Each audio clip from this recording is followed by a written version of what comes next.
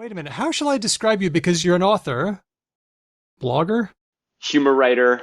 humorist. Are you a humorist? You might be a Yes, humorist. although some people would argue humorist is more of an essay, humor writer, but I think you could get away with humorist.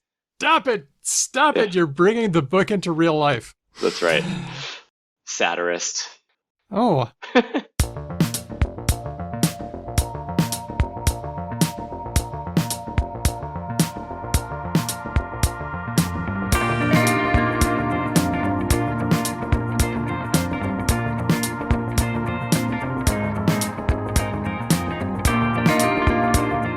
Hello and welcome to Because Language, a show about linguistics, the science of language. My name's Daniel Midgley. With me now, it's my podcast pal and partner.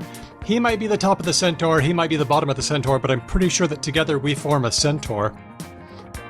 It's Ben Ainsley. Hi, Ben. Hi, Daniel. I don't know what that's a reference to, and I'm kind of happy not knowing. I would prefer to imagine that you just have a thing about centaurs in your life. I don't have a centaur thing. No. Centaur fetish. Torvians? Is that what we would call them? I don't know. I don't know. But let me ask a question, Ben. What's your Roman Empire? You know what I mean when I say Roman Empire? Yeah. My Roman Empire... Maybe for some people who don't know, it became apparent a few years ago now that dudes think about the Roman Empire a lot. Some dudes think about the Roman Empire. Some dudes. Very surprisingly, some would argue concerningly high rates. Myself, possibly amongst them. Every once in a while, Lanika and Facet both mentioned this on our Discord as a word of the week, and we never got to it, but your Roman Empire has become shorthand for a place or a time that you think about often. So, do you have one?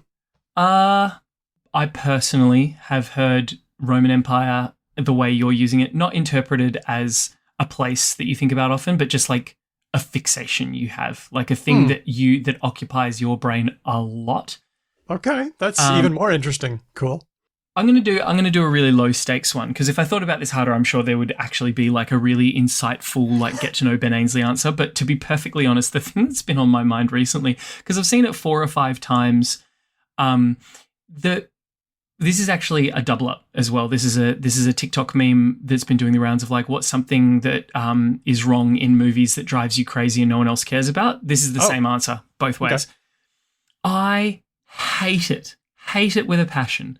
Or it just gets under my skin when in some sort of like adventure film or like a suspense movie or whatever, there's a dark environment and someone is holding like a hurricane style lantern, and they are holding it up in front of their face and using it to like cast light around and look around.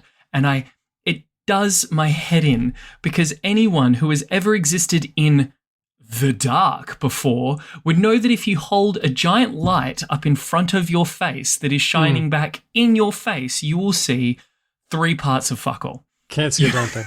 You will not see anything. And look, I get it. It's a little bit the same as like every space and scuba movie ever made. They have like lights in the helmet to illuminate the face, not because that's a thing, but because we need to be able to see their face in a movie. Because cinematography being what it is. Yep. Both of those things really frustrate me, even though I know why they're done and I understand that it's necessary because the audience needs to see the fact. It just, I don't know why. Just that, they're like, what's in this dark, mysterious cave? Well, you know who I'm not going to ask? Old man McGuckin with a flashlight in his eyes.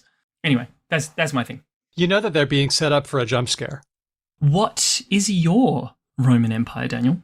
I know that the Middle Ages were not a great time for humans, and a lot of people died and had a hard time.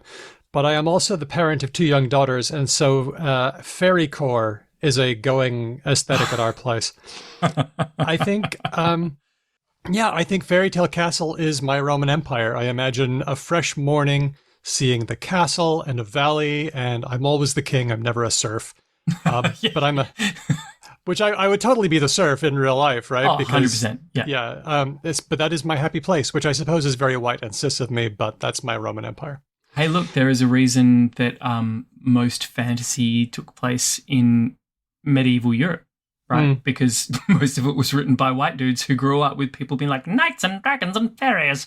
But it was just an evocative place and time. All right. I think so. Well, thank you for joining me on this episode. We have no Hedvig today. We miss her, but we will catch her next time around. We got some stuff coming up. Ben, I have a question for you. Since we talked about centaurs, what's the difference for you between a kink and a fetish? Ooh. Yeah, I never thought about this before. I'm 100% certain that there is a good answer to this and that I don't possess it. Well, what's your instinct? My instinct would be fetish. If we drew a spectrum, and at one end of the spectrum was just like the most kind of benign, mild curiosity it's possible to possess, and down the other end of the spectrum is like a full tilt pathological compulsion, right? I would then chart kink and fetish onto that spectrum, and I would put kink a bit more towards the curiosity end, and I would put fetish a bit more towards the compulsion end. Interesting. But neither of them are like right down the end by any stretch of the imagination. Okay, that's interesting. Well, I thought maybe a fetish was about a thing like shoes, and a kink can be an action. I didn't know because I'm You're vanilla. terribly vanilla. But I decided to take this question to the Dictionary of Fine Distinctions by Eli Burnstein. Okay. And it says this: a kink is an unconventional sexual preference. A fetish is an unconventional sexual requirement, which is what you said. You said it. You nailed it. I like that. That's fun. Yeah, wanting to touch someone's feet is a kink. If you can't be aroused otherwise, it's a fetish. And it goes on a bit about the more fine distinctions. But, and there's a delightful illustration by Liana Fink as well. So you had me right up until the illustration. Oh, it's fun too. Okay. But I got the chance to talk to Eli Burnstein. He's an author, word lover, humor writer. He's written for The New Yorker, and now he's written the Dictionary of Fine Distinctions, and I'm going to be talking to him on this episode. I, for one, cannot wait to see what other sorts of repressed ex-Mormon sort of like sexual stuff you've put to this poor guy. Why did I gravitate toward that one example? Let's not pick that scab. Let's just leave it. Let's leave it unexamined. Pressed against the window, looking inside. Hey, before we talk about what's coming up in the show, I was going to say, hey, if you haven't done so and you're listening to this show and you're thinking to yourself, geez, I don't hate what this is. Consider throwing a bit of money our way on Patreon. The sorts of things that we do with that money, I assure you, is not get rich by any stretch of the imagination. What we do with that money is we pay a service to transcribe our shows so that people who are hard of hearing or deaf who cannot access the show through audio can access the show through the written word, but also that has a sideline benefit of making those shows searchable. So if you're ever stuck in like a good old-fashioned pub stoush and you remember we settled this on the show somewhere, but it's not coming up on the internet, Google is not your friend. Well, my friend, our podcast is your friend because you can search the text of our show, and that is something that is done because of the people who support us via Patreon. What we also do is we make an offer to the people that we have on the show for like a fairly moderate amount of money. But we think it's really important that we always make that offer so that, podcasts like this one aren't just built off the careers and labor of other people without any kind of acknowledgement. Look, not all people take us up on that offer. Some people are just happy to come on the show and chat about their, field of expertise.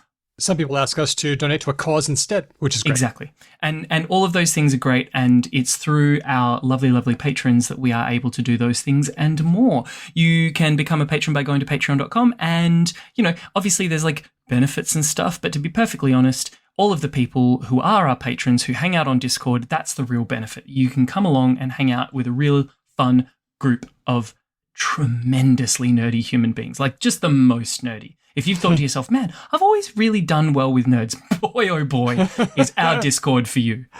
Yes, I think community building is really important. I mean, there are a lot of communities that are bound together by lies and conspiracies, but we try to be a community bound together by love, a love of language and caring for other language speakers. So join us for a love bombing. We're patreon.com/becauselangpod. Hey, Daniel, what's been going on in the world of linguistics in the week gone past? Oh, man. This one is a bit of a downer. We'll start off with this one. We are dedicating this episode of Because Language to the lexicographers at dictionary.com who are facing layoffs. Oh, no. Didn't we just have someone from dictionary.com on the show? Yes, Grant Barrett, and we've had other lexicographers as well who have been dictionary.com folks. And yeah, it's been hard for lexicographers. Dictionaries have become commodified. Grant told us on our last episode with him, you know, if you look for a definition of a word, Google just gives you definitions from an old Oxford edition. You never have to click through, and then the dictionary websites don't get any money from clicks.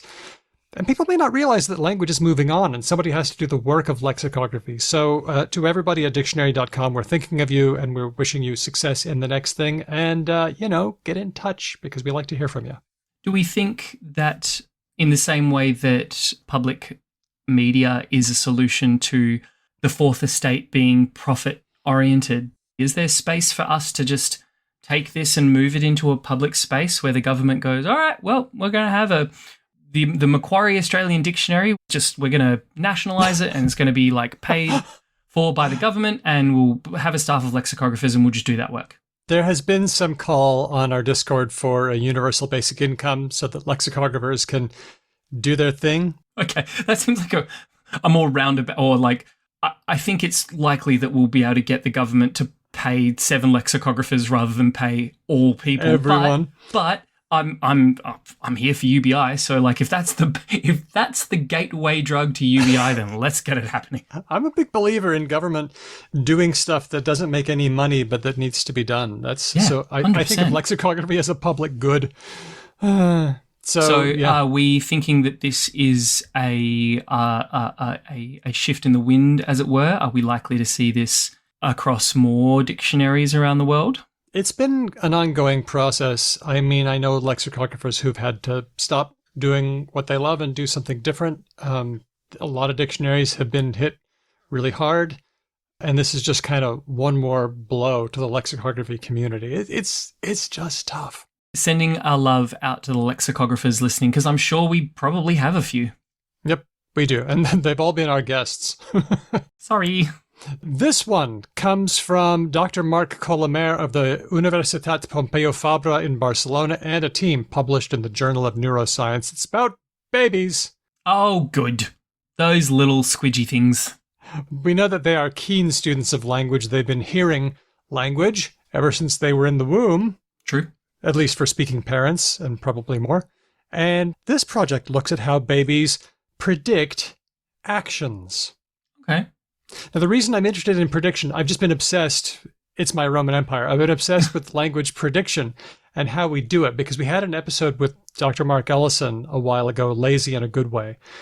And that was about how our brains are just these prediction engines. Our brains are just always going nuts, making predictions about what's going to happen, because then with all that going on under the surface, we can pay minimal conscious attention to the conversation.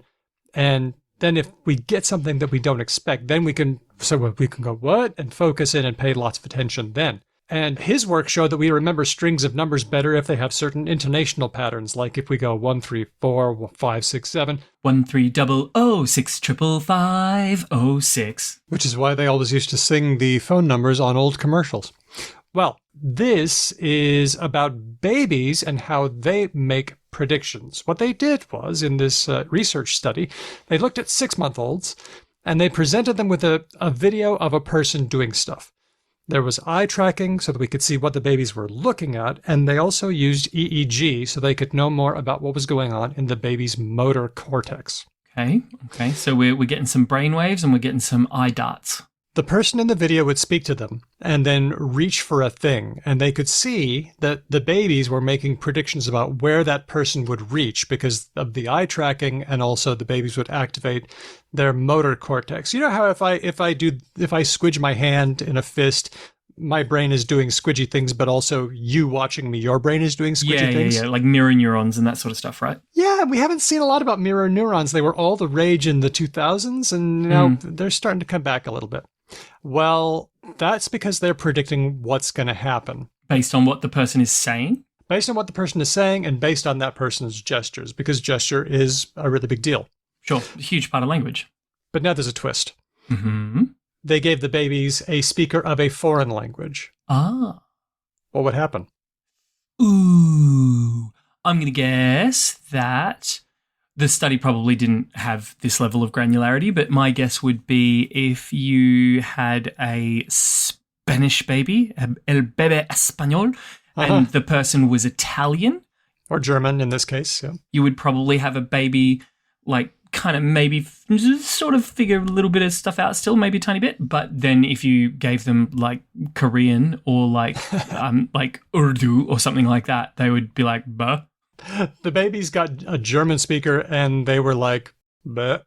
Okay, but what was their background? English? It was Spanish and Catalan. Okay, see? Well, this isn't proof that my idea is right, but I'm not surprised because German and Spanish are very, very different languages. They are, and they just didn't recruit their motor system. Their motor system wasn't doing the same thing. They just basically ignored input from a person whose language they didn't speak.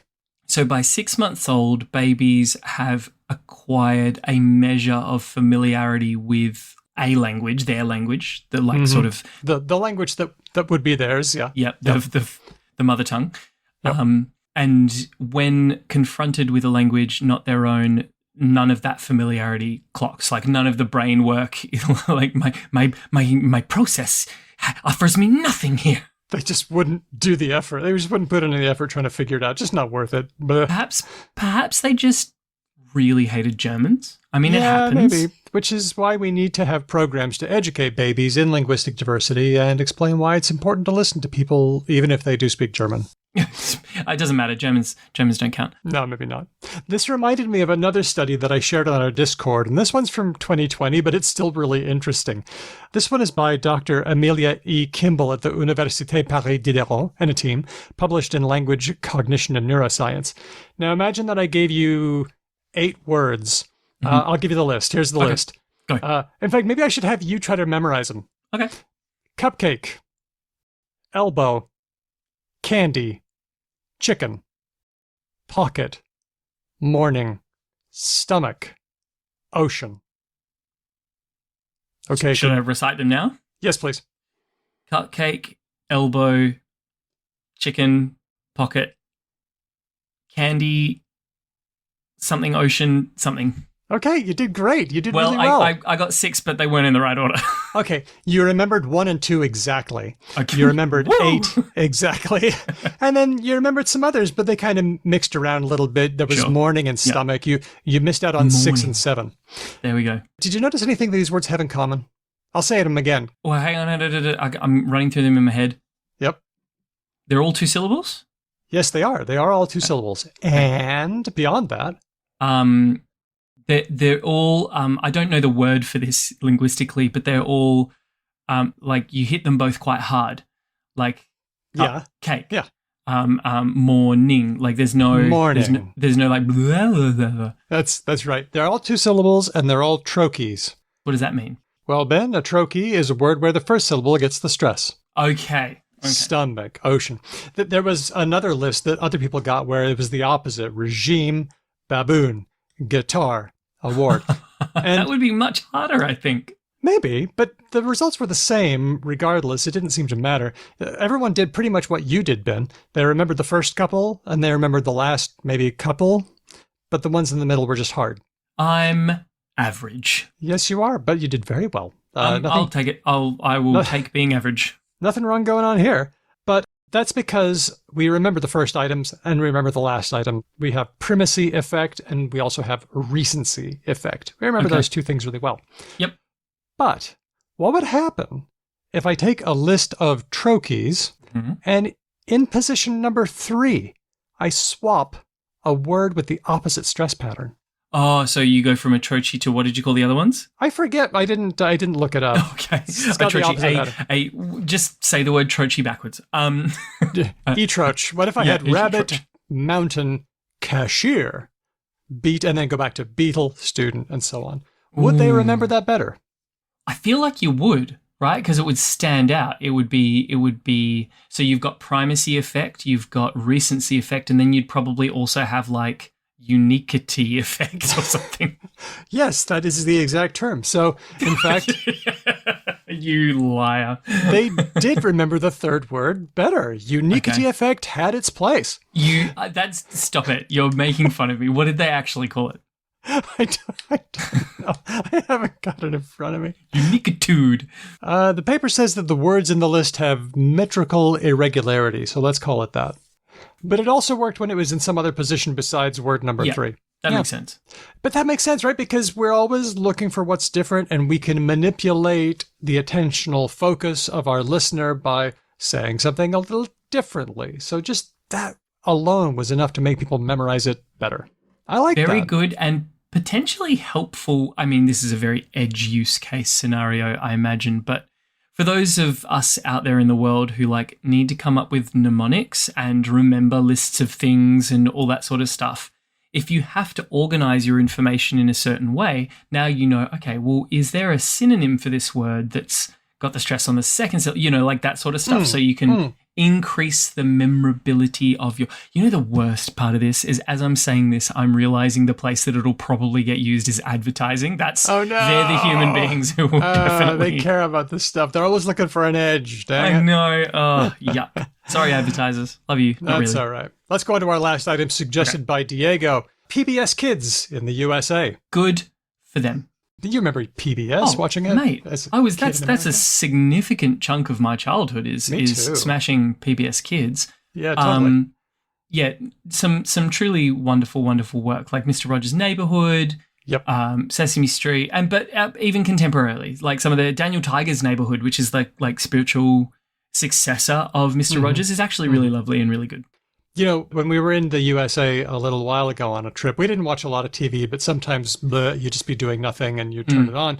And there was Work It Out Wombats, which doesn't air in Australia on the ABC. Is it an American show? Is it an American produced show? Yeah, it is, featuring wombats. Is it like the Outback Steakhouse of that's of cute. kids shows? Can I ask, are they truly appalling Australian accents? No, they just had American accents, and I'll bet they didn't poop cubes like wombats do either. Okay. But starting this week, PBS Kids is making American Sign Language interpretation available for 6 of its shows. Oh, wonderful. Do you have the list of which 6? Yeah, it's Arthur, Elma's Way, Daniel Tiger's Neighborhood, Work It Out Wombats, Pinkalicious and Peterific, and Don Quixote. Cool. That's really cool. I imagine it's their 6 most popular, right? That would make intuitive sense. I think so. It's really cool to see. There's an article on it, and we've got a link on the show notes for this episode, becauselanguage.com, but it's really cool to watch the implementation. The interpreter isn't in a box. Okay. The background is removed. They've been green screened or whatever, and they're kind of in the scene. Okay, like a bit of a dirty Photoshop kind of job. Like a bit of a character in the show. They've had to play with the contrast and opacity and things to make it work. Also, they've cast ethnically and racially diverse interpreters, so wonderful. That's in there as well. Well, look, we've spoken before on the show, I think potentially in the previous incarnation of the show, back in the Talk the Talk days, about how hard it can be to make young deaf people feel incentivized to learn sign language in an era where technology and phones and there's so many accommodations that are available that many young people are finding it hard to get there because it's as hard as learning any other language. So I think this is a wonderful step towards that being just a thing, just in the media for young people, all young people, but especially for deaf young people, so that that's just normal for them from a very, very early age. Yeah, let's promote it. It's wonderful. Definitely. All right, good on you. And thanks, Diego, for that story. Oh, it's time for Related or Not. It's time for Related or Not, and we've got a theme song. Get the fuck out of here. How do we have a theme song? Well, you remember how we put out the call for people if they wanted to donate a jingle for Related or Not? Definitely do. And we have had people taking us up. Adam sent a bunch of AI-generated ones from Suno.ai. They were really good. But here's another one. Hedvig and I got to listen to it last week, so now I'm playing it for you for the first time. And this one was by Hugh S., who has been listening to us since the Talk days. I feel like all of our listeners have been listening to us since the Talk days. But the thing about this is, one time you improvised a little music thing, so he's taken that. Here it is. Related or not?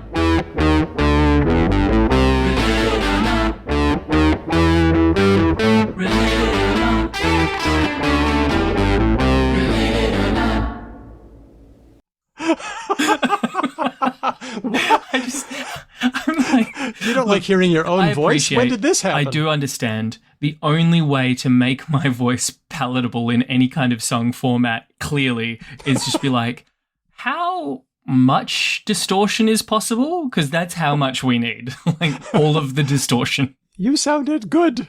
And I love the idea of, like slapping a guitar track all over you. That made you cooler. That's Smoke on the Water, right? Like a real sort of like possibly not quite falling afoul of copyright legislation, but just on the right side of it, like.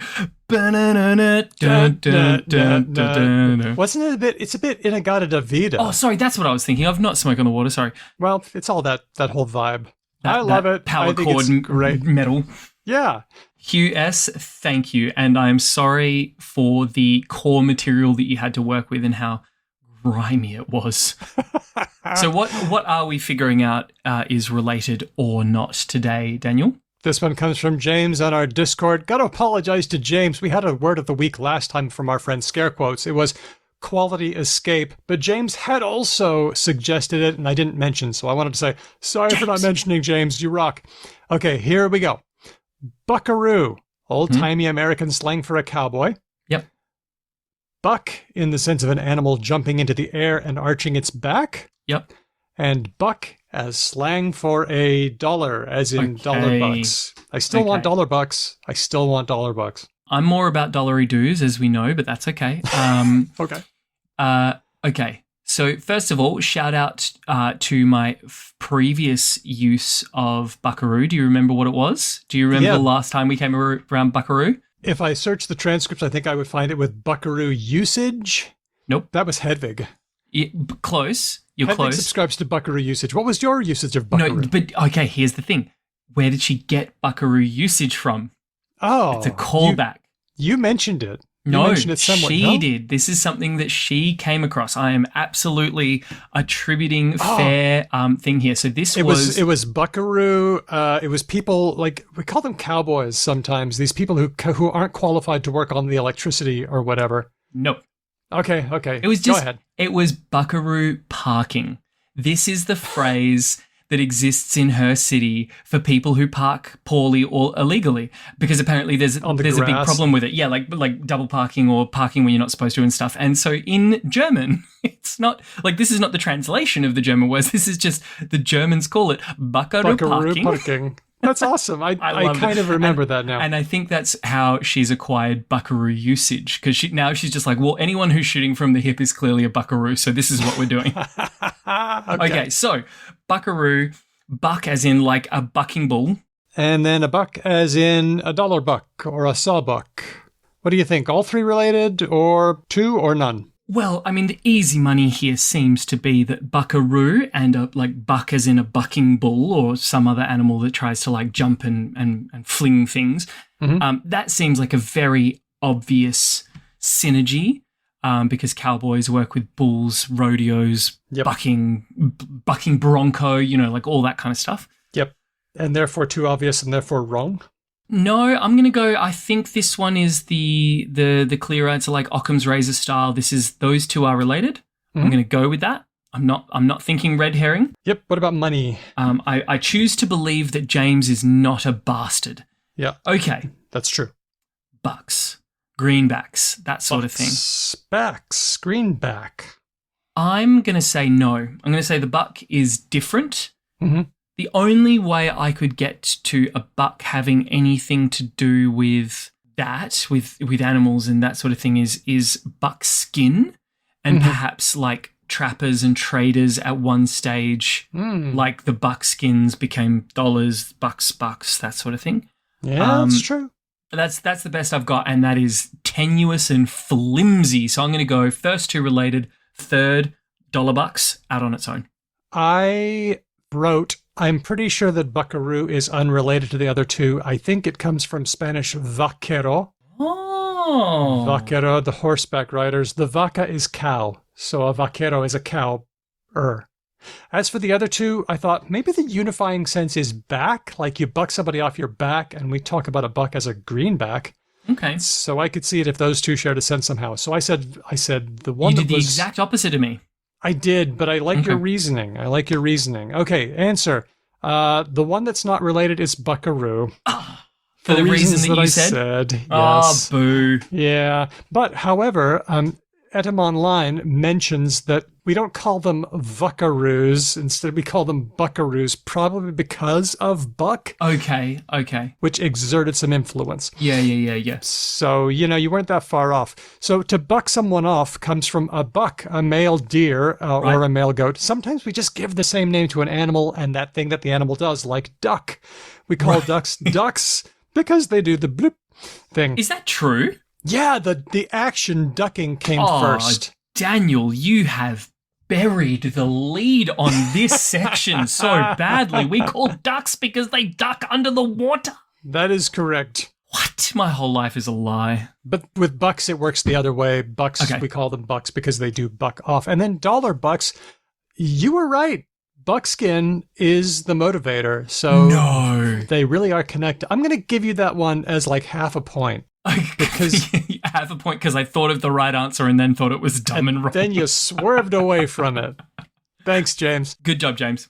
This next one is from Scare Quotes, who says, now that I'm a patron, apparently my brain is fixated on asking related or not. So here it is, related or not. Replica and replace. Replica and replace. You could replace something with a replica. Yeah. Like if you were a jewel thief, Replica and replace. Do you want me to go? Yeah. Maybe I'll go. I said no. I think plick and place are just from different places. So I said no. Do you know what?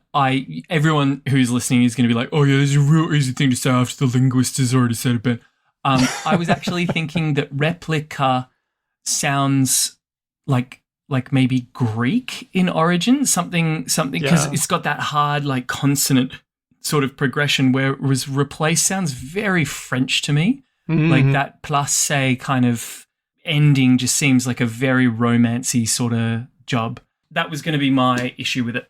So you think maybe not related like me? Yep. We're both right. They're not related. Replace is just re and place. That's simple. Okay. Although this was a cool thing I found out. In the 1590s, it just meant you took it off the shelf and now you're putting it back in its place. He replaced the vase. Yeah. I get that. Like, I mean, I use that usage sometimes. Can you like replace the thing back on the shelf or whatever? Yeah. It wouldn't be until the 1760s when the meaning extended to like taking a different thing and putting that in the place.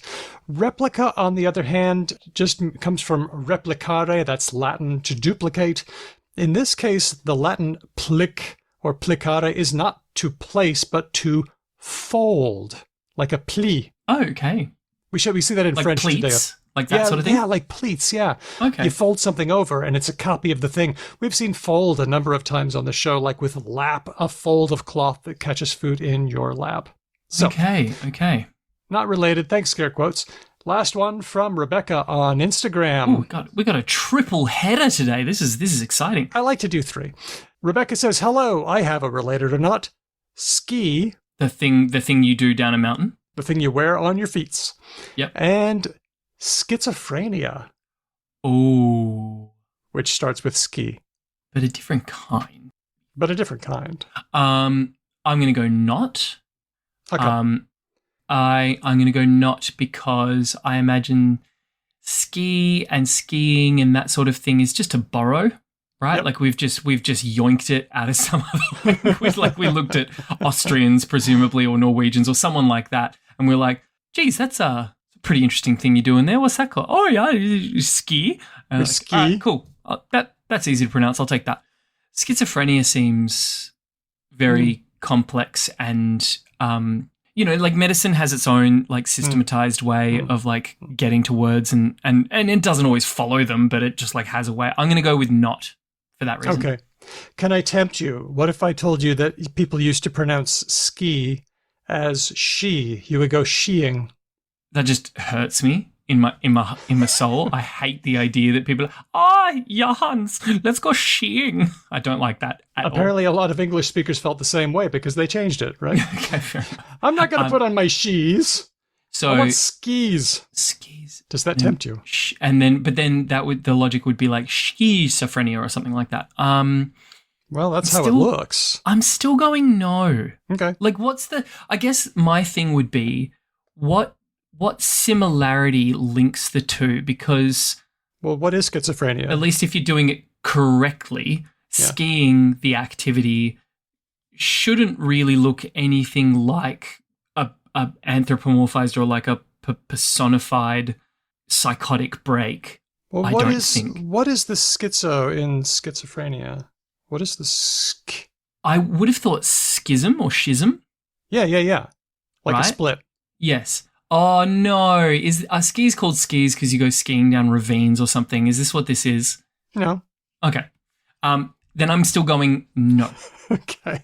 Oh, Here's what skis are split. Okay. All right. I see what's happening here. I hate you so much. You gave me every opportunity to pull out of this nosedive, and I just steadfastly refused to. So I'm sticking my 2 split skis in the snow, and I'm saying they're not related. Tell me how I'm wrong, Daniel. Don't hate me, hate the game. I wrote, I'm pretty sure that the ski in schizophrenia is from a word meaning split or separation, and I knew that it contributed to the word schism, but also to the word science, because you're splitting off what's true from what's not. Okay. Also related to shit, because poop is something that you separate from your body. This is just getting more and more disappointing. I'm afraid so. So just to be clear, the ski is called that because the 2 things that you wear on your feet are split apart. Is that what it is? That is correct. It is a piece of wood split off from timber, and schizo comes from Greek schizane, to split. They're both from the Proto-Indo-European root ske, to cut or to split, and they are related. Ain't that a hoot? There we go. That is genuinely very interesting, and I appreciate learning that information, even if all of the different split-based words kind of make me sad. I'm sorry. That's okay. But thanks, Rebecca. This was a lot of fun, and thanks to everybody who's giving us these. Oh, and thanks to Hugh for giving us a theme song. We've got more, so we're going to be rolling some of those out a little bit later. But I look forward to hearing them. Keep bringing them. Hello at becauselanguage.com or on our Discord. They're a lot of fun.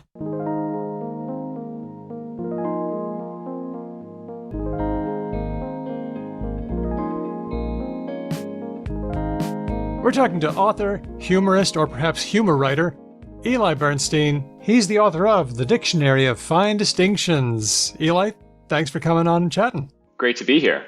This is a fun book. Did you have fun writing it? I did most of the time. I'd say sometimes you get into kind of over-analysis mode, and it can be kind of a dark place to be. But for the most part, yeah, it was a lot of fun. Well, I was wondering, because this is a book about the fine distinctions between different words in English, and I wondered if maybe the project, changed you a little bit, where you had to stop yourself from saying, no, actually, that's not a jetty, that's a pier. That's a good question. I like to say the answer is no. I hopefully didn't make me any more pedantic in everyday life, but let's be real, probably a little bit. It probably has made me a bit more aware of those things, but I hope that, my sense of not being annoying to whoever I'm talking to kicks in and says, no, don't correct them. Don't say that. Just appreciate in your own mind that it's not a jetty, but a pier.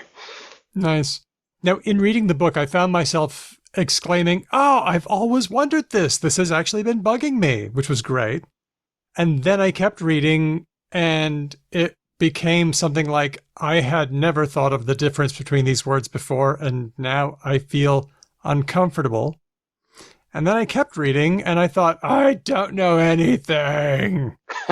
Like, I had never considered the difference between a gully, a ravine, a gorge, and a canyon.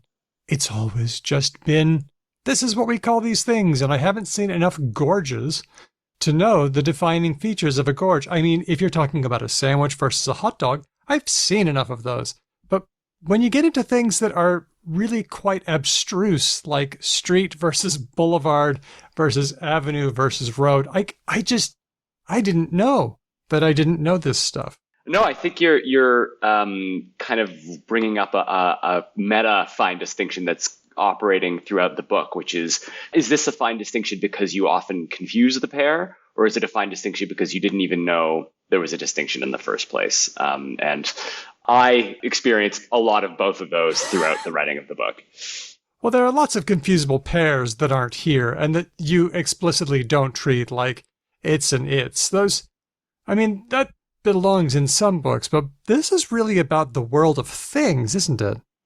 That's right. Yes, I explicitly chose not to treat homonyms, words that look alike or sound alike, and that are commonly confused for that reason. Not because that's not interesting. And as you point out, there are lots of great books out there already. Dreyer's English comes to mind as a good resource for that kind of thing. But no, I was really interested in this book about differences out in the world and the ability of language to track those differences. So things more along the lines of ethics and morality or dinner and supper. These aren't things we would confuse because the words look similar, but they are very similar things, and yet there is a slight difference between them. There is. I found myself wondering, why does English have so many fine distinctions, and do other languages have them? I think other languages probably do, but I also know that English gets a lot of words from many sources, so the meaning has the opportunity to be quite fine as lots of words crowd into this semantic space. But what's your sense? Why do you think English has so many of these fine distinctions? That's a good question, and I don't speak any other language well enough to kind of weigh in with authority on it, but I would guess that English probably does have a uniquely high number of distinctions of this nature because it's kind of an internally bilingual, if not, multilingual language. So, most people who have nerded out over the history of language know that it kind of started as a Proto-Germanic tongue, and then with the Norman conquest, it got very French. And so there's a lot of, and then there was Latin that was woven in other than through the French at some point, and so on and so forth. I think that was with the Romans even earlier. So there's kind of layers and waves to the language that make it kind of, as I say, kind of internally bilingual, or I don't know, you could probably coin some term for that, intra trilingual. But, and I think that means that you often have a Germanic word for something, a Latinate word for something. And I think it just does a really good job. Maybe there's something in the syntax of the language that allows it to keep, absorbing new words, coining new terms. And it just gives you a lot of flexibility. Yeah, and that's good. I love being able to put my hand on the right word, le mot juste. It's a good feeling. Or the bon mot. Or the bon mot. Yeah, both French. It's true. Wow. Oh, my gosh. Yeah. So tell me some of your favorites. What was a favorite that you worked on that you just had a good time with? Good question. I would probably say the difference between maze and labyrinth was fun for me. I like that one. Yeah, I think partly because, I'd like to say partly because I didn't know that one before, but that's true of probably 95% of them. But I think, I loved mazes as a kid. It was cool to learn about labyrinths as this entirely different thing that I had no idea about. And then I learned about this somewhat niche academic debate about whether or not the ancient Greek mythological labyrinth is in fact a labyrinth or a maze. I don't know if we want to go down that rabbit hole, but let's get into it, because this is one of the ones that I focused on too. I kind of nerded out about it because I loved doing maze books as a kid. It sounds like the one with the Minotaur would be a maze. Probably, right? Yeah. So the difference in your book, tell me what you came up with for that answer. What's the difference? Sure. So yes, many listeners will be familiar with the ancient Greek myth of Theseus and the Minotaur. So Theseus, this Greek hero, goes into the labyrinth to slay the Minotaur, and he leaves behind him this length of thread so that he can find his way out. Now that would suggest that though we call it a labyrinth, it is really more strictly speaking a maze, because you would only need a length of thread or string to navigate your way around somewhere you could get lost. And that's what a maze is a puzzle with lots of dead ends and forking paths. The technical term for it is multicursal, so it is multi-path. Nice. Whereas a labyrinth is unicursal or single path, and kinds of winds around in this recursive fashion. But you cannot, strictly speaking, get lost in a labyrinth. You wind around, but it's really only one path. Yeah. Exactly. So to go back to the myth of Theseus, it would have to be a maze because of this whole string thing. But then all the ancient coins that depict the labyrinth depict it as unicursal. They depict it as a labyrinth and not a maze. So it kind of remains this unsolved mystery. There's a cool book on it. I wish I had the name of that. I noted in a footnote. Okay. I think it's called The Problem of the Labyrinth or something, but it's very interesting. Well, I really like labyrinths, you know, because they're often these round structures and you start at the outside and you go in, you wind around, and then you end up at the middle as long as you keep walking, but you're winding around. I had a really nice experience where there was a big labyrinth and it didn't have walls. It was just a path, a round path, and you could see the whole thing. And I had this friend of mine that walked in slightly earlier than I did. And then I walked in. We were both walking the same path, but I could see that at various times in our course, it was taking us, she was over there now, and now I'm over here. And then we would sometimes pass each other, and sometimes we'd be far away. And it just reminded me of, it was nice. It was like, oh, we're both on this path, but sometimes we're closer, sometimes we're farther, but we're still walking through this life of ours. I just really loved that. That is great. I mean, you could get that for free at an airport in a much less comfortable environment where you're waiting for security check and you just kind of keep passing the same people over and over. But I agree. I think that that's not as nice. I think that, no, that's not as nice at all. But I agree. I think there is a very therapeutic component to a labyrinth, whether you're alone or with friends. I'd never really thought about it in the terms you just put, but I agree. That would be nice to kind of keep seeing your friend and seeing how you get closer and further away as the kind of logic of the labyrinth dictates. But yeah, the back history of labyrinths is interesting, that they have this long kind of ritual and spiritual role in human civilization, and then nowadays in a kind of more clinical therapeutic setting have this relaxing effect. And I can vouch for that myself. There's one at a park not far from where I grew up that like the one you described was just a design on the ground, but you could kind of walk around it and it would kind of chill you out. Yeah, it really was. It really felt that way. When you found a pair of words that were close in meaning, how did you decide to sort them out? What methods did you use? What resources did you use? Yeah, so dictionaries, usage manuals, encyclopedias, JSTOR, things like that would be my first line of research. So okay. Desk research was definitely a big part of the process. Desk research and kind of, head banging analysis. But occasionally I would speak to a few experts when I was really stuck. So for the difference between electric and electronic, for instance, I spoke to the head of the Institute of Electrical and Electronics Engineers. Okay. And for the difference between 4/4 time and 2/2 time in music, I spoke to a dean at the Royal Conservatory of Music in Toronto because these things got real complicated real quick, and I needed help. And then thirdly and lastly, for a few entries, you could say I did a bit of field research, using the term liberally, because what I mean by that is I went to a lot of grocery stores and read the ingredient labels on club soda cans and sparkling water bottles. Did that a lot. And then I also interrogated a lot of baristas about the difference between cappuccinos and flat whites. Did you find much variation there? I did, actually. Not just variation, but strong opinions. Oh, my gosh. Some coffee shops I'd go into and they would only have one item listed, or they would have both listed but on the same line with a slash between the two, and they'd be the same price. Mm-hmm. And then to the baristas to whom I spoke, some would say they were identical, and then I would say where there was variation, and as I talk about in the book, cappuccinos either have a little bit more milk and or that milk is aerated more. Okay. So the barista term for that is stretched, which results in a fluffier texture as opposed to the signature velvet texture of a flat white. You're in Australia, correct? So I am. You're in the homeland of flat whites, although it is a subject of debate because the New Zealanders also claim to have invented it. And sometimes they have carried the day. I mean, we thought that we invented pavlova in Australia, but it turns out the first reference is a New Zealand reference. So sometimes we have to give it to them. And yeah, flat whites are everywhere, but I've noticed, so some things like I think cappuccino's pretty straight. Flat white, I think, is pretty solid around the world, kind of the same thing. But then you get coffee names like around here, I'm in Perth, and we have this thing called a long Mac, which... Interesting. Which is...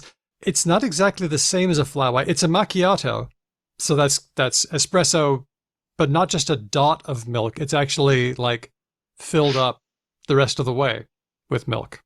But still on the short and strong side. Yes. But if I go somewhere else and I ask for a long macchiato, they will have literally no idea what I'm talking about. So so long mac, I realize is short for long macchiato. That I didn't realize that. Right. Yep. So that actually sounds like a cortado rather, which although another term for a cortado, and I didn't get into this in the book, partly because my entry, this already is probably the longest entry in the book. Weirdly, something so arguably insubstantial. I mean, I love coffee, but compared to other things in the book, it's pretty light fare, but. It ended up taking a long time to get right. So when I got to cortados and something similar to a cortado, which is I'm blanking on the term. Starts with a piccolo. Oh, a piccolo. Oh, cute. And I want to say a piccolo. It's actually short for a piccolo cappuccino or a piccolo latte. So a little latte. Is people debate about whether that and a cortado are identical. Others say no, a piccolo needs a ristretto shot, which is a more restrained version of espresso, or that the amount of milk is a bit smaller. And really, there's no kind of international governing body of standards for these things, and that's probably fine. And you watch what happens. I'm going to get baristas giving me emails saying, no, a long mac is not the same as a cortado. And so on. Well, please keep me in the loop on that. I will be listening out for that.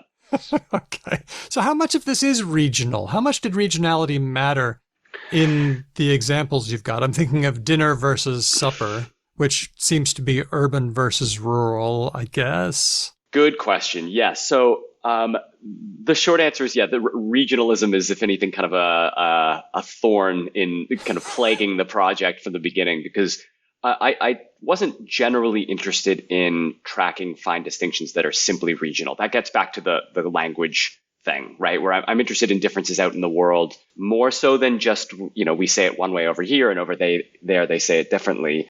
Mm-hmm. But it does plague some of my entries. So for instance, I have sorbet versus sherbet, which to North Americans very much reads like a fine distinction because they're both frozen sweet desserts, but in the UK, and I believe in Australia as well, sherbet is a fizzy sweet powder. Yes. So it's hardly a fine distinction. But in North America, sherbet refers to sorbet to which a little bit of milk fat has been added. So and there's actually rules with the FDA on how much milk fat before it tips over into official ice cream territory. And it makes sense because sorbet and sherbet have the same etymological origin. Yes, they're doublets, aren't they? Yes, exactly. Very nice. Yes, but yes, regionalism kind of haunts the book a little bit, and I look forward. I hope that English speakers around the world will feel comfortable writing in and letting me know where I've failed them. But I have a footnote, for instance, on the sherbet debacle. Debacle, strong words. That's right. What's the difference between a debacle and a foo-for-ah? That's what I would like to know. Oh gosh. Can I share with you a method that I use to distinguish between pairs of words? Absolutely. You can use dictionaries and resources. You can do field work. I like to use corpus-based techniques, and I'd like to show you a technique I use with the COCA corpus, the Corpus of Contemporary American English. Yes. I neglected to mention the COCA, but I used this a little bit too. Did you?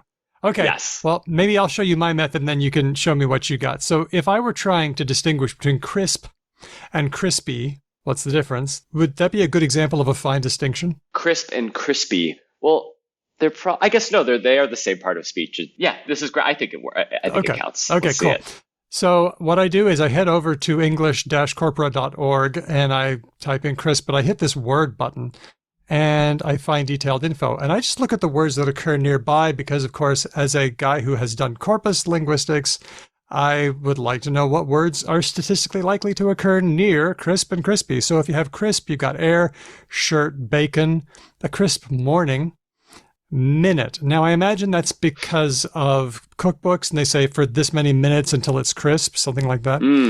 Apple, you can have a crisp apple. So there's a lot of things here. But now, if I go to crispy, now we have skin, chicken, bacon, fry, potato, crust, rice, and minute. Now it's all food. There are no crispy shirts. You would never have a crispy morning. That would be very weird. So my distinction here, what I'm getting off of these words is that crisp is for normal things, but crispy is for food. So I'm trying to calculate how many hours this would have saved me. Had I known this technique, maybe I could put this to use if there's ever a second volume. But no, this is great, and I kind of see why too, right? It's number one, it's kind of rigorously empirical, which is better than me just saying, I think it's this. But on the other hand, I did consult the English language corpora a few times, but what I would do really was when I would look at a number of different dictionaries, I would compare their definitions and I would compare their sample sentences. And, so I would take, say, yes, crisp and crispy, or I'm trying to think ethics and morality, let's say. So I first compare the definitions of the two and kind of subtract the difference, like the inverse of a Venn diagram. What are they saying about one that they're not saying about the other? Nice. And then I would look at the sample sentences as well. And Merriam-Webster online is great because they often provide a whole whack of them. And so I would look at across all of them. So I think I was doing it in a slightly cruder, more rudimentary form, what you were just showing me, which just surfaces all the most affiliated terms, which is great. No, but your method is really good, because if I'm doing it my way, I'm left to kind of infer what I can from the different words that occur or that co-occur.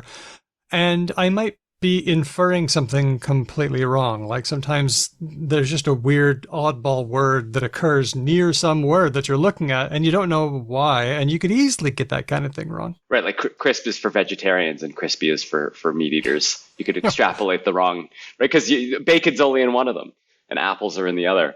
I think bacon was in both, but you might it might be people who eat shirts, that you might get that impression. This is fascinating. The distinction between words is such a good bit of material for a book.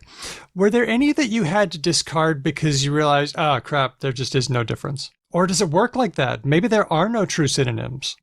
Well, that's a big question, and I'd love to get to that too. There was one that I actually included one that was kind of a non-distinction. Well, a couple arguably. So one was the distinction between fusilli and rotini. So this ultimately becomes more of a regional difference. So despite everything I said before about not wanting to include regional differences, this was one where I thought there was a difference. I'd already begun writing it. I had commissioned our wonderful illustrator, Liana Fink, to do an illustration of it. And I thought, with further research, I thought, you know what, no, this is actually, or realized, no, this is more of a regional difference, that rotini is a predominantly North American term. Fusilli is used elsewhere around the world. And even in North America, fusilli is quite common too. So in North America, it's kind of a messy thing, but in North America, you see both and you hear both. In more culinary circles, you tend to hear fusilli more. And if it's handmade pasta as opposed to the machine extruded boxed variety of pasta, we're talking about the corkscrew shape, by the way, for those who don't know. And for the hand extruded, you might hear fusilli more. For the box variety, you might hear either or. But ultimately, rotini kind of is just a variant term for that. But that gets to the question of, are there any true synonyms, pure synonyms? And I think no. I mean, I think no matter what, I mean, I guess there are some cop-out answers, like, the spelling will be different, or kind of more surface things like regionalisms. But I think no matter what, even the sound of a word conveys something. And I think I would say the best example of a pure synonym would be something like preventive and preventative. But if anything, you could just then say, that's the same word. That's actually, those are two words. Yeah. That's the same word with variant spelling. So I want to stick to my guns and say there's no two words that you can't find a modicum of difference in meaning. And that's a wonderful and amazing thing. Yeah, I think so too. I mean, even automobile and car, they describe the same things, but they're going to have different distributions of words. There are going to be different words that cluster around automobile and cluster around car. Absolutely. That's just how it works. Okay, so back to fusilli for a second. Is it the case that fusilli has prestige, and so it's incoming, and so rotini is going to get pushed out?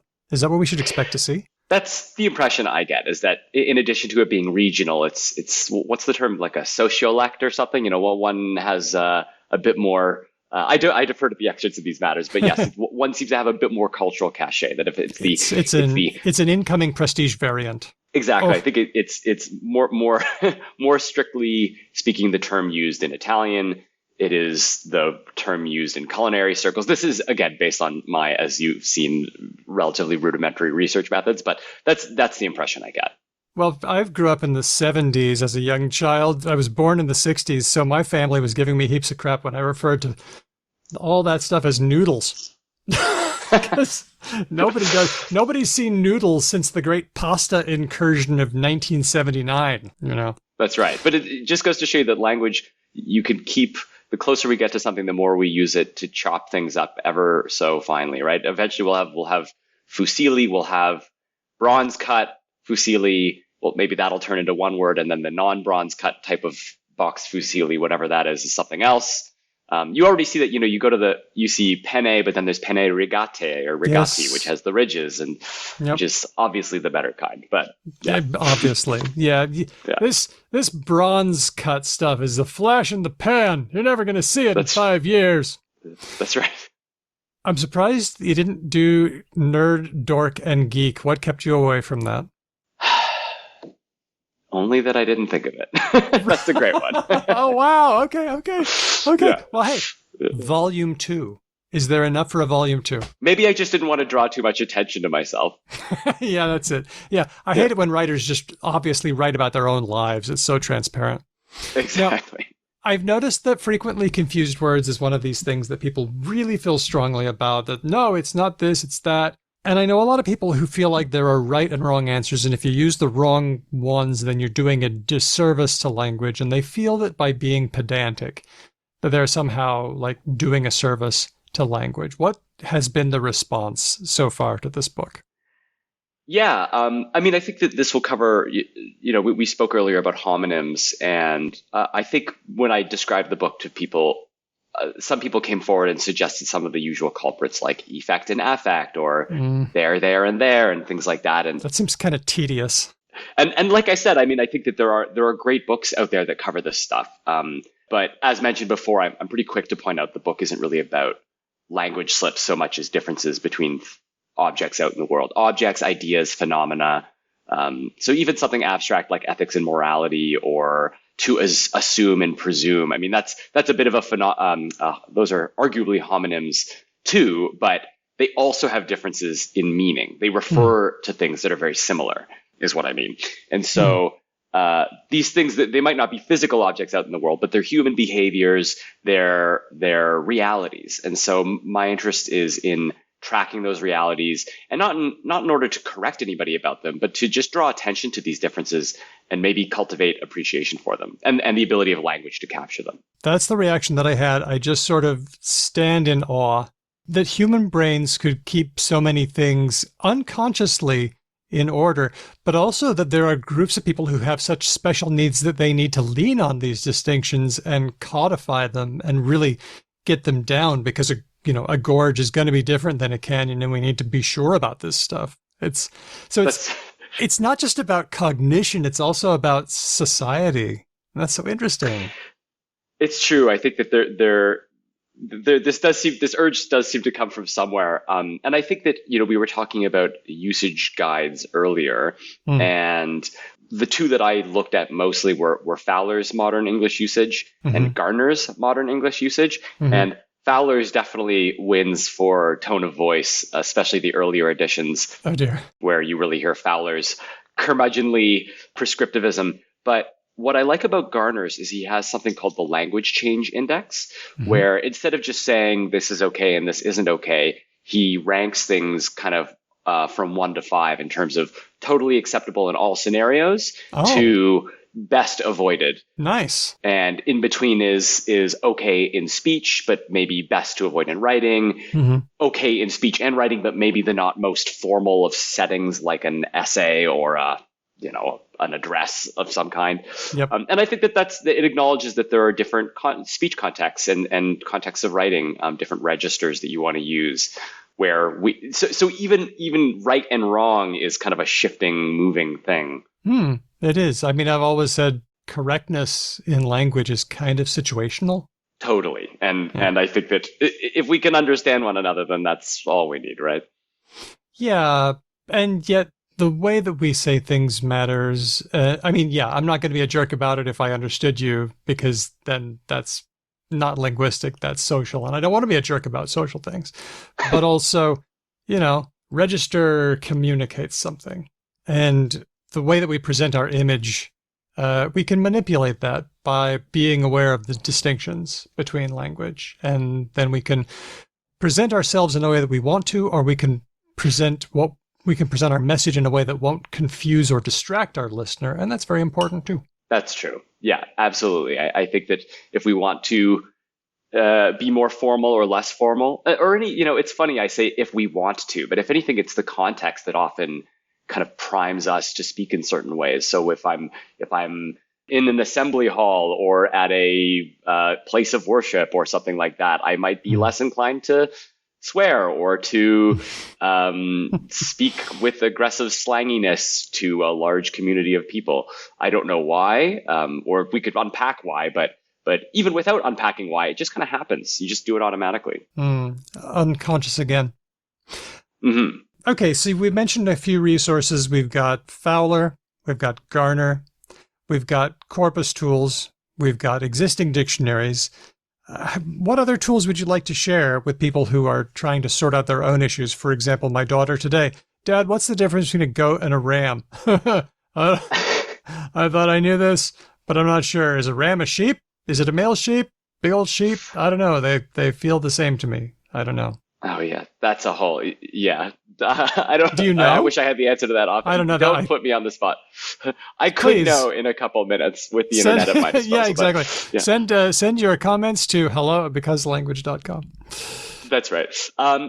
So in addition to the dictionaries and the usage guides, I would say the third really helpful category of resource is a slightly more obscure kind of text, and that's called a synonymy.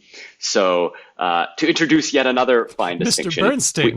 Burnstein. we have that's right, to be trotting out the big words, but so to introduce another fine distinction, we have the thesaurus on one hand, which we all know is a kind of word finder. Basically, you're looking for a word, and the thesaurus will list similar words to it, but it won't provide any commentary about the differences between the words. A synonymy is a text that not only lists the words, but provides commentaries on them. So it will explain, and it actually predates the thesaurus. So the thesaurus comes from one man, what's his name? Peter Mark Roget or Roget. I'm actually not sure how to pronounce it. That's right. Roget.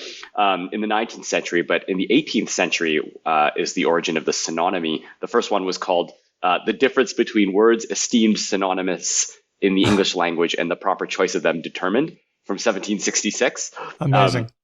And these books are discourses on the difference between to pester and annoy, or to lie and dissemble, and things like that. And prevaricate. Oh my gosh. Yeah, exactly.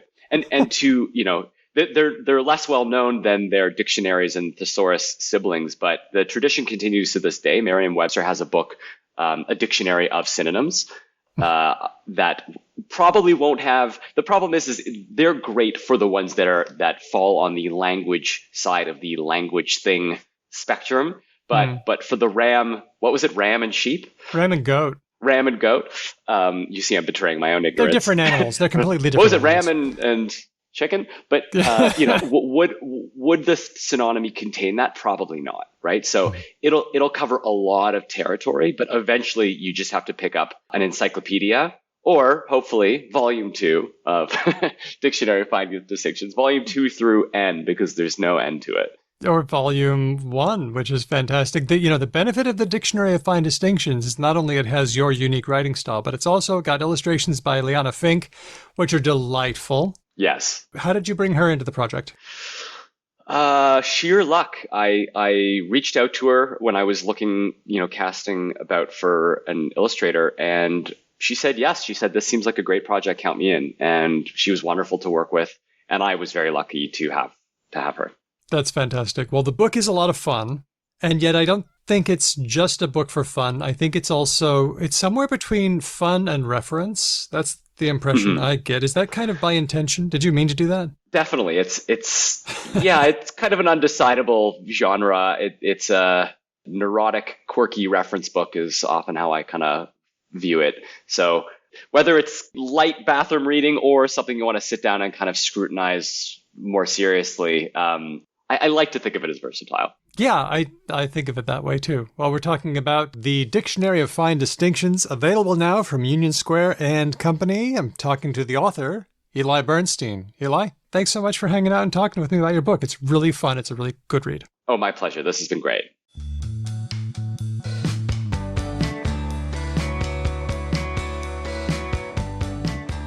And now it's time for Words of the Week. Our first word, delve. Ooh, I like the word delve. Do you like the word delve? Look, to be clear, the part of me that likes the word delve is the part of me that read a really concerning amount of fantasy and sci-fi novels from between the ages of like 10 and today. And today years old. There's something about delve that just has very strong, like, fantastical associations in my mind. I don't even know why, just other than the fact that most people don't say delve, but you do come across it when, like, a wizened wizard is like, I have to delve into the old knowledge to find the answer to this one. Time to delve into the Eldritch Scrolls. Yeah, something like that. I said delve all the time. I took a look in our transcripts for delve, and there were like 7 shows where I used the word delve, and that's just because language alone. If I go back to Talk the Talk, they're like, we're delving into blah, blah, blah. Oh, I forgot about delving. Yeah, okay. Tons. So interesting, right? Delving, far more common than delve, right? Like, it's not a word that gets used in its isolation form as much, I wouldn't imagine. That's interesting. Let's just find out with the Google Ngram viewer. I'm looking at delve, and then I'm doing an underscore, and then in capital letters, INF, inf, which shows you all of the inflected forms of that word. And the most common is delve. Next most common, distant second, delving. Then delved, and then delves. Well, anyway. If you add those 3 together, are the inflected forms more than the original? The base form? No. You know what? It probably would be. Yeah, I think it would be. Okay, but why are we talking about delve? Why are we talking about delve? Let me think. Can you guess? This is a puzzle, isn't it? Delving. No, I haven't got this one. This hasn't hit my radar. Might be a giveaway for AI text. Interesting. So AI is using delve a lot more than human beings do. So what I'm hearing, Daniel, is that you are a robot. I might be. Yeah, okay. Or I could just be a normal human who just likes to use the word delve. You got to be careful. Don't misclassify me as a robot. I'm going to be honest, Daniel. If you turn out to be some sort of AI, I'm cool with it. It's fine. Yeah, like, okay. You're an AI who has done enough to, like, earn my trust. We're fine, man. I'm playing the long game. Yeah. Right? And it's working. Okay, so AI is using delve a lot. It was noticed that ChatGPT and other large language models like to use the word delve. They used it maybe about 10 to 100 times more than humans do in their writing. So here's the timeline. Jeremy Nguyen on TwitX said, are medical studies being written with ChatGPT? Well, we all know that ChatGPT overuses the word delve, and there's a chart here. Look below at how often the word delve is used in papers on PubMed. 10 times increase and way more than humans. Why does ChatGPT use the word delve so much? So there arose this idea that delve was some kind of tell, that you had used AI to write your paper. Which you have to imagine is just now that it's out is going to get fixed, right? like a patch will happen and it won't be a thing anymore. Anika Gupta on TwitX said this tweet, delve, safeguard, robust, demystify, and in this digital world, all ChatGPT, I am rejecting all content with any of these words. There is no problem with these words, but they make human language mechanical. And other folks would say that explore, tapestry, testament, and leverage all appear way more in AI text than in human text. Yeah. Well, the mystery's been solved. Okay. Thanks to Alex Hearn, tech editor at The Guardian UK. Link in the show notes for this episode, becauselanguage.com. There's a tantalizing clue. Tell me what you make of this, Ben. Okay, I'm here. Delve. Mm-hmm. Delve seems to be very popular in Nigeria. Spam. Or like spam adjacent, like scams, phishing, that sort of thing. Good guess. Nigeria is definitely known for that sort of thing. That is true. Yes. Or what if? Oh, this is a long bow to draw, but here I go drawing it anyway. Take the long bow. Here we go. So large language models are based on corpi of things that they've just like scraped, right? And these can be books, but they can also be like whole lot of like emails or whatever it happens to be. Yep. Now, a lot of scam material or phishing material or like whatever comes by way of Nigeria, but Nigeria, much like India, is a former British colony. Okay.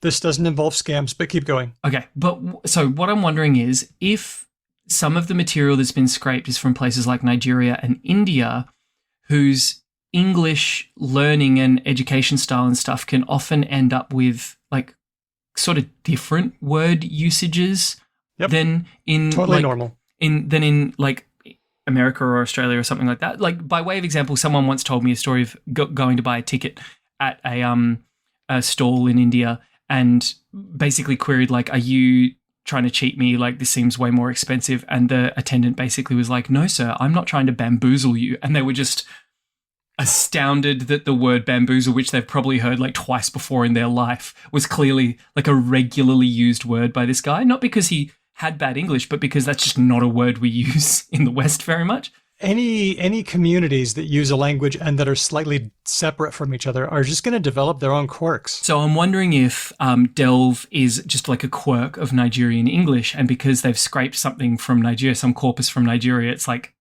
much higher? Delve is kind of a peculiarity of Nigerian English, but the way that it got into large language models is a bit different.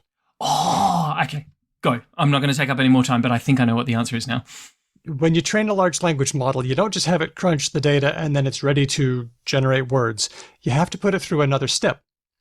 It's called reinforcement learning human feedback. Right. So you basically hire, for as cheap as you possibly can, because you're a capitalist fucking swine, people to give back feedback to the large language model, which I'm assuming they did with Nigerians because that was who was very cheap. You are correct, sir. I don't want to be correct, though.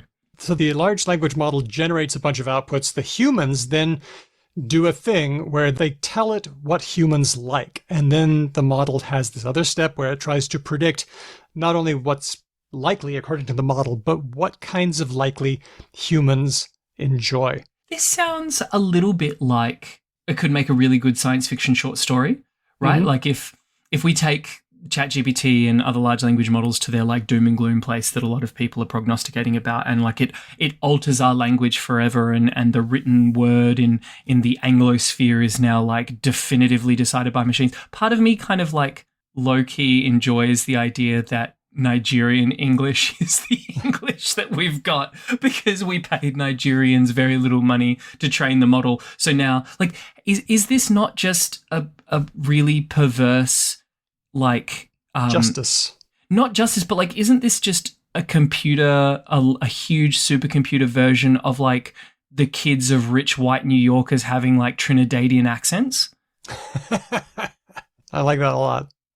But the cruel irony is that having paid these workers very low wages to do the work of training the model and doing the reinforcement learning training, and having gotten the model to sound like them, we will now apparently be punishing these very same humans for sounding like AIs. Oh, yeah, that sucks. And that is another way that AI perpetuates bias.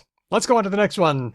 This one is Forever Chemicals. This one was suggested by Diego, who's pointed us to an article in Slate by Mary Harris interviewing Esme Dupre. The article is it too late to do something about dangerous forever chemicals? What do you know about these? I suppose it depends on the chemical, right? Like I think we can categorically say it's too late to do anything about DDT.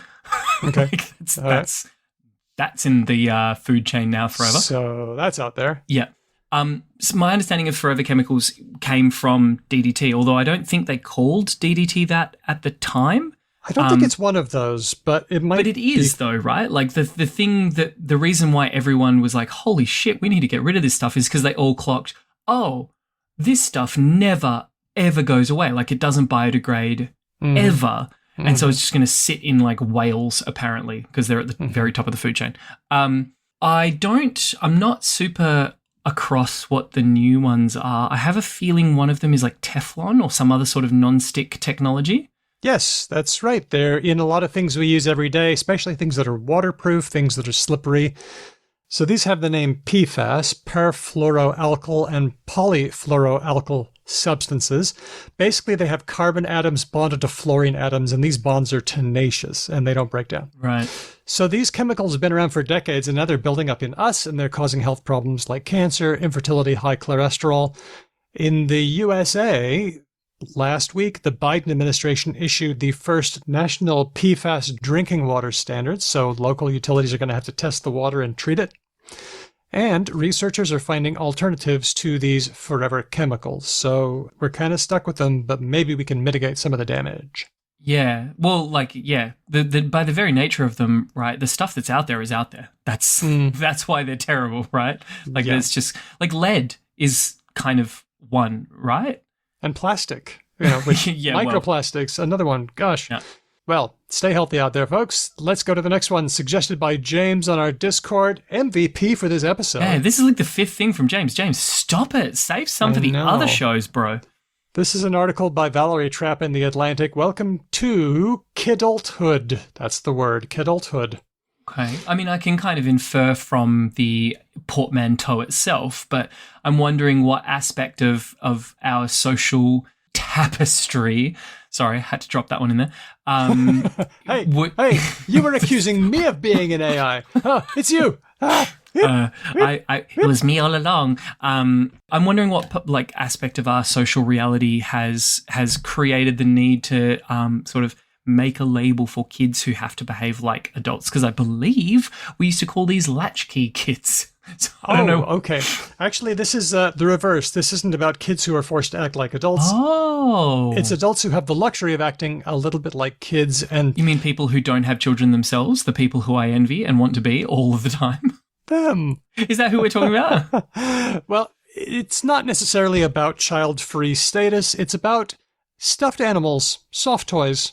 Okay, go on. A whole bunch of products marketed to the kidult market, anybody over the age 12, and adults are collecting plushies. It seems that about 4 in 10 American adults sleep with stuffed animals. And this is part of the kidult market. I find that hard to believe. 40% of all American adults are currently sleeping with some form of teddy, plushie, whatever. 4 in 10 are willing to say on a survey that they sleep with stuffed animals. Huh. Isn't that odd? It's a little funny, isn't it? Look, let's be honest, right? I one of the bizarre like quirks I think of being an adult is the fact that, like, for instance, Daniel, I've known you for like 15 years now, right? Like, we've known each other for a really, really long time. I have never once in my life seen your bedroom. No, you haven't. And that's, I would imagine, not that uncommon, right? Like, when you become an adult, like when you're a kid, obviously you're in each other's rooms all the time, but when you become an adult, you don't go into other adults' bedrooms very often. So you mean to tell me that 40% of people have teddies in their bedroom? Well, actually, I've got a couple, if you go back there, but they're things that I collected when I was a child, and also things that we thought were nice, but which were too nice for the children. So they're kind of like a really cute bear with a special... You're the bad guy from the Lego movie. You're the dad who glues it all together. I am. You're Will Ferrell. I'm Will Ferrell. And an AI. Look, that's... okay, so... I'm surprised. I'm a little suspicious. That still strikes me as a pretty high number. But what I would wonder is how much of this is because of the sort of influx or the influence, perhaps is a better word, of like nerd culture. Yeah, right? Like collecting Legos and keeping them. Like collecting that sort of stuff, and then having like certain Pokemon as a plushie, or having your favorite like video game character as a plushie, or like Funko Pops, which I've never understood as a thing, are just huge, and people collect like hundreds of them. Okay. So yeah, I mean, okay, I guess, and so because of people having lots of teddies, someone's come up with the word kidulthood. That's the market. It's about a $9 billion a year business. Oh, I see. Sales. This is the marketers who have created this. Yeah, but I want to ask a question. Do you know how, maybe you don't feel this way. Do you ever feel like adulting is weird? We sometimes go, oh, wow, look at me doing adult stuff. I don't. Sure. And I think like it's almost gotten to the point now where other generations look at millennials or zillennials and kind of, I think, potentially somewhat fairly deride us for that. Like, oh, adulting is hard. And it's like, yeah, it is. It absolutely is. I'm not for a second contesting that adulting is hard. Someone once said to me, or someone once showed me a meme that basically said, parenting is saying, fuck this shit under your breath over and over and over again, but then having to do this shit anyway. Yeah. And that, to be perfectly honest, that also just seems like adult life as well. Like that's just It is. most It of is. what being an adult is unpleasantness that you must soldier through. And I don't know, maybe you can have a cookie With occasional moments of fulfillment. Yeah, exactly. You get a tasty treat. Adulting is hard, but I don't know if look, it's tricky, right? Like I'm an elder X and an elder Gen X, and I feel like adulting does not come natural to me. And I've often wondered if earlier generations felt that way, or were they just instinctually adults? Like, you know how they all look really old in photos even though they're 21? Let me ask you this, Danielle. How many rotations of the sun has the Earth completed since you've been alive? Coming up in May, I will be 30 million minutes old. I hate you so much. You do the math. Give me a number. Come on. I'm going to be 57 in May. Okay. Let me ask you this, Daniel, with every ounce of honesty and truth out of you. When you hang out with a random smattering of other people approximately your age, do you feel like a relatively well-fitting in person, or do you feel like a bit of an outlier with other 57-year-olds? I can frequently be the person on the outside of the party, depending on how I feel. If I feel introverted, I do. But I am really, really good at making people comfortable in a situation. Yes, Daniel, I understand that, but that's not the question. I didn't say, can it's part you of be comfortable? I said, do you think if we were to like analyze you with an AI and we were to use like a Facebook, you know, like ad profile you and all of your interests and all of your things and all of your proclivities and your willingness to like put yourself out there and all the rest of it. Yep. All that sort of stuff. Are you like an average late 50-year-old, or are you pretty unusual? And I'll answer the question for you, Daniel. You're not like most late 50s. I'm not most. I feel younger than most. I feel. And I would say to you that like the feeling that adulting doesn't come naturally to you is probably because you have held on to, and I think it's a large part of the reason why people who listen to this show really adore you and really enjoy your like personality and that stuff, is because you've held on to your inner child a lot more effectively way than most longer people than do. is sensible. Yeah. The way I think of it is life keeps presenting me with new beginnings, and I'm very grateful for that. However, the danger, which I don't think you've fallen into, but, you know, who can ever be sure because I can't see inside your bedroom, the danger, and it's the most dangerous for the people with the most privilege, so like white men and white women, and then move your way down the list from there, is if you hold on to your inner child, you have to work really, really hard to not like Peter Pan syndrome. Yep. Right? And just become an aggravating man boy. Not even just aggravating, but just like a quite selfish and irresponsible adult human being. Yep. Because that's the danger, right? Is that like we have to train selfishness out of children. It's part of developmental progress. And so if you hold on to that aspect of your inner child, I think that can be really concerning. So what I would say about this like kidulthood thing, this what's what I'm looking for, phenomenon. First of all, anything that is identified by marketers is immediately suspect, right? Okay, like, fair. so let's just put that. That's like lip filler industry. That's like convincing men that they need to be really like muscly. Like all that stuff is just immediately fucking suspect because people are trying to make money off insecurity. Okay. I don't like that. I don't agree with that. I don't think that's a thing that we should ever like support. Gotcha. Having said that, Yeah, absolutely. Find a little bit of joy in your life. Like find the stuff that fills your cup. Find the stuff that puts a little bit of a sparkle in your heart and all the rest of that sort of thing. And if you want to call that adulthood, you can call it whatever you want.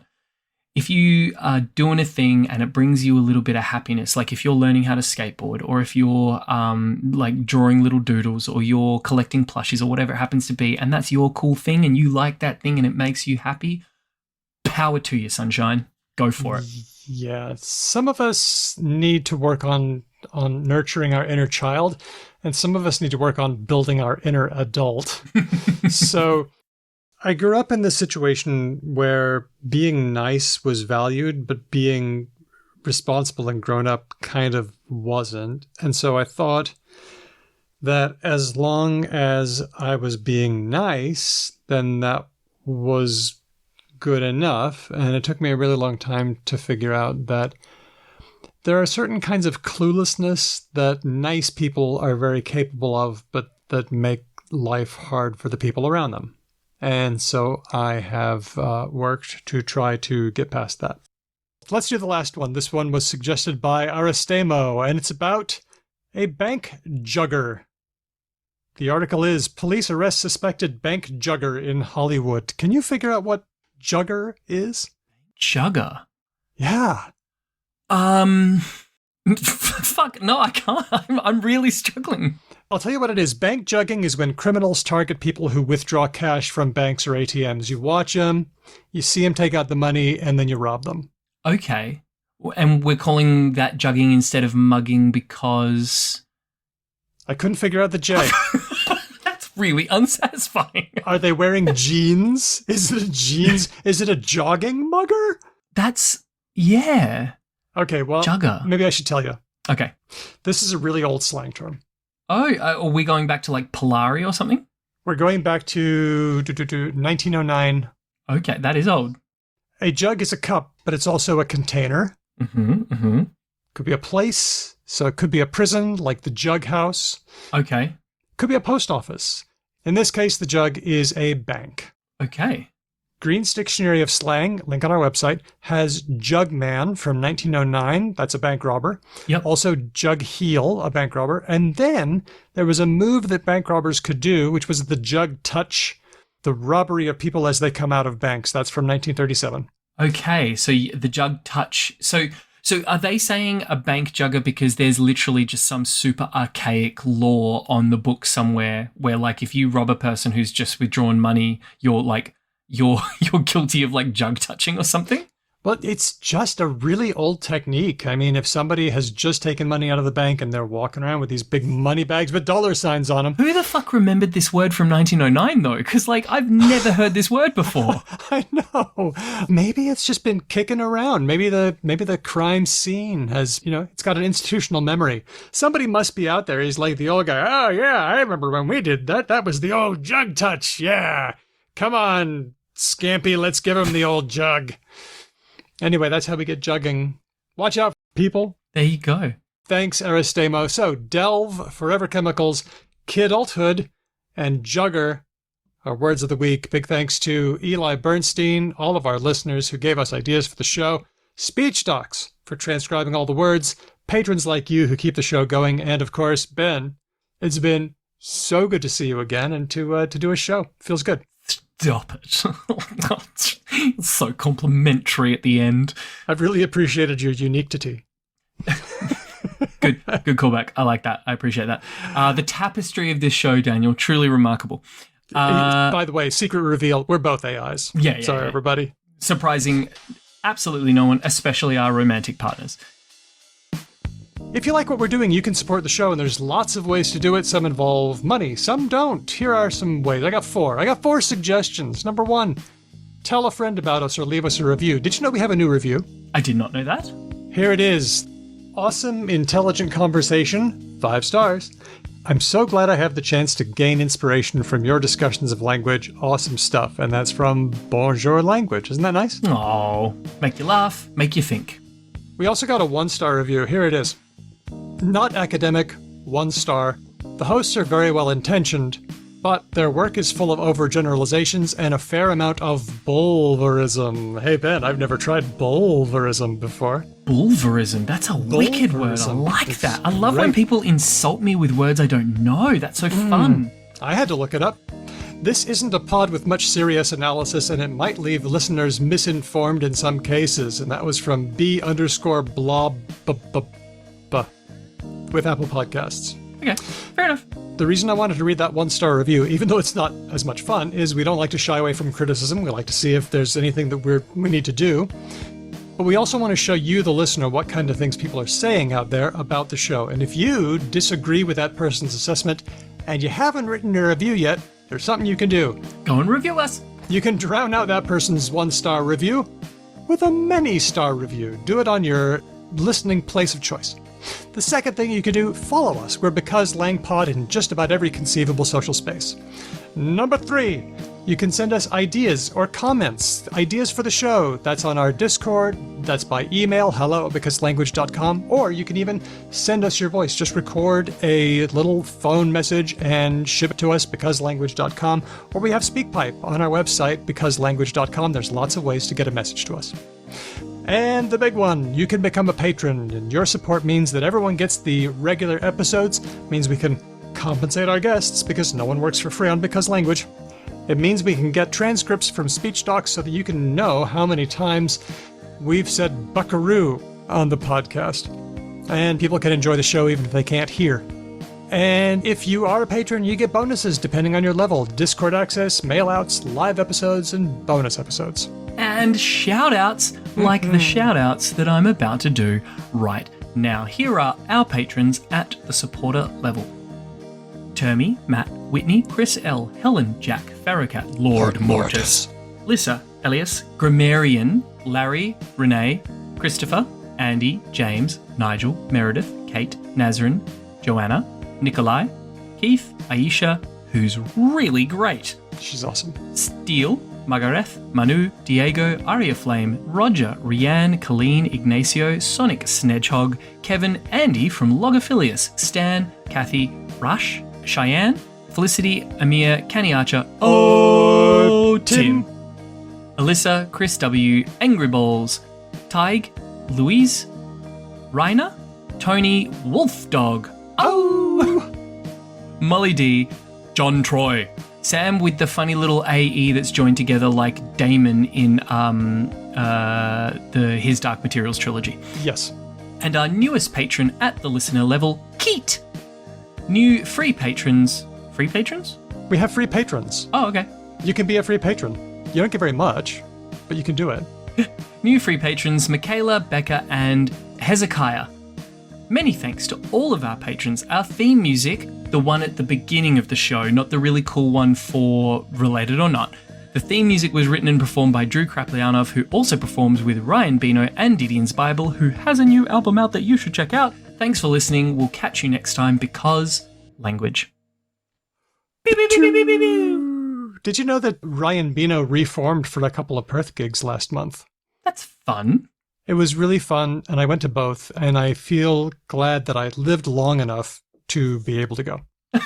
That's good. I know that sounds very dramatic, but it was very fulfilling. Are you getting to that age of your life where you are like thinking about your mortality a lot? I had enough trouble convincing that party group we played at in my place. I had trouble convincing them that I wasn't a werewolf. That's true. They killed me. Because you were a werewolf. I was a villager. That's exactly what the werewolf would have us think. Now, this has been resolved. The jury is back on this one. Okay. I am not a werewolf AI, all right?